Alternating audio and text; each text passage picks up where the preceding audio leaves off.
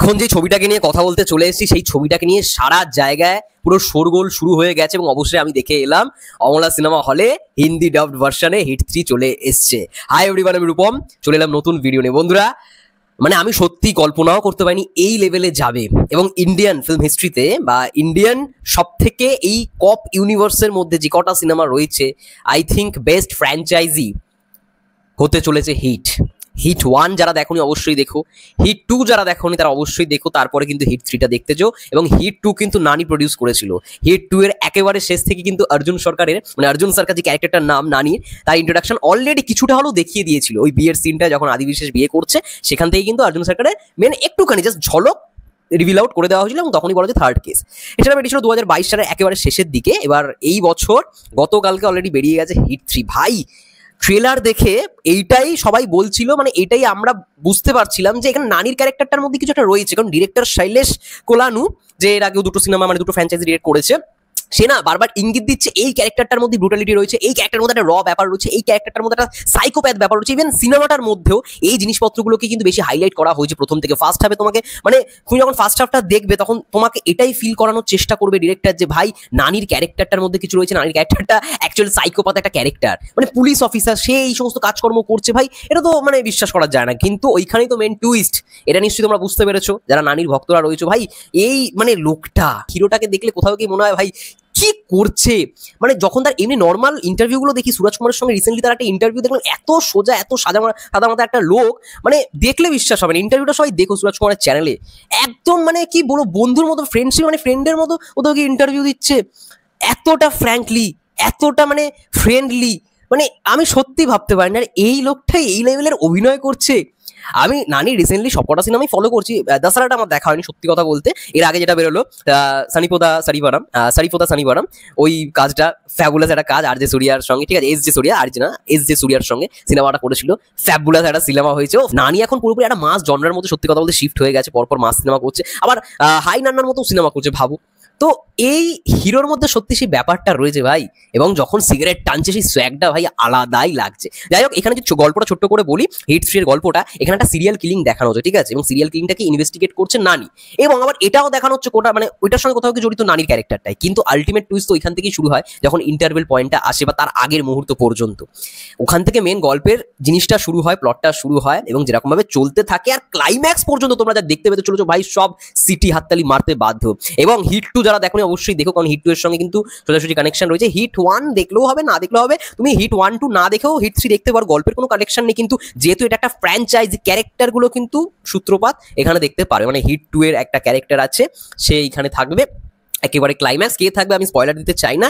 এবং সর্বশেষ, বাবা রে বাবা ভাই, জাস্ট হাততালি দিতে ইচ্ছা করবে ভাই। মানে ডিরেক্টর শৈলেশ জি কিরকম ভাবে ভেবেছে, ভাবনাটা, আমি সত্যি এরকম ব্রুটালিটি হবে সিনেমাটা, এরকম ব্রুটালিটি দিয়ে একটা মানে কপ ফিল্ম এরকম হিটের মতো ফ্র্যাঞ্চাইজিতে কেউ এক্সপেক্টই করবে না।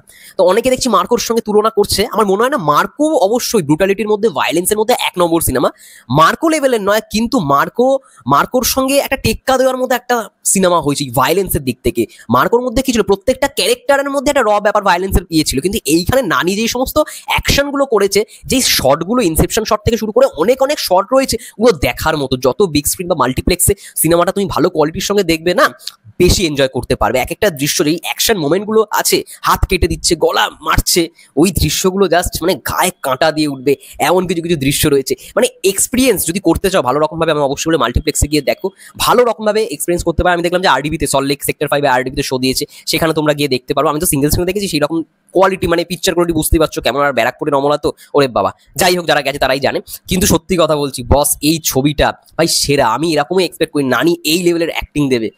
আর মাঝের মধ্যেই নানি যেরকম ভাবে চিৎকার করছিল এরকম ভাবে ভাই, ওফ, জাস্ট হল কেঁপে যাচ্ছিল, ভয় লেগে যাচ্ছিল। মানে অ্যাক্টিং দেখে জাস্ট মুগ্ধ হয়ে যাবে। এরকম কিছু সোয়াগ, এরকম কিছু অ্যাকশন এবং ব্রুটালিটি, ওফ, চরম লেভেলের হয়েছে। এবং এখানে নায়িকা চরিত্রে কেজিএফ এর যে নায়িকাটা ছিল, নাম আমি জানি না, সে এখানে আছে।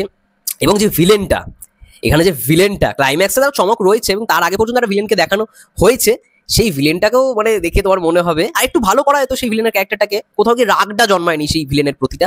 বাকি ক্যারেক্টারগুলোর প্রতি একটা যেরকম রাগ হচ্ছিল, কিন্তু ভিলেনটার প্রতি মানে সেই রাগটা হয়নি। আর একটা মেয়ের ক্যারেক্টার রয়েছে, তোমরা ট্রেলারে দেখবে যে ওকে মেরে দেবে, নানি নিজেই মেরে দেবে গলায়, যে তোমাকে ডায়লগটা এরকম ছিল যে তুমি এখানে সার্ভাইভ করতে পারবে না, ঠিক আছে। তখন বলছি ইন্ডাস্ট্রি শুরুতে সবাই আমাকে এটাই বলেছিল, মানে ইন্ডাস্ট্রি শুরু থেকে সবাই আমাকে এটাই বলেছিল, দিয়ে গলায় ঢুকে দিল পুরো ছুরিটা। ওটা সেরা মুভমেন্ট, ঠিক আছে। এছাড়া সবার শেষে হিট 4 এর ঘোষণা করে দেওয়া হয় এবং হিট 4 এ ইতিমধ্যে অনেকে জেনেই গেছে কার ক্যামিও, মানে কে এন্ট্রি নিতে চলেছে। এটা খুব ভালো জিনিস করেছে ডিরেক্টর।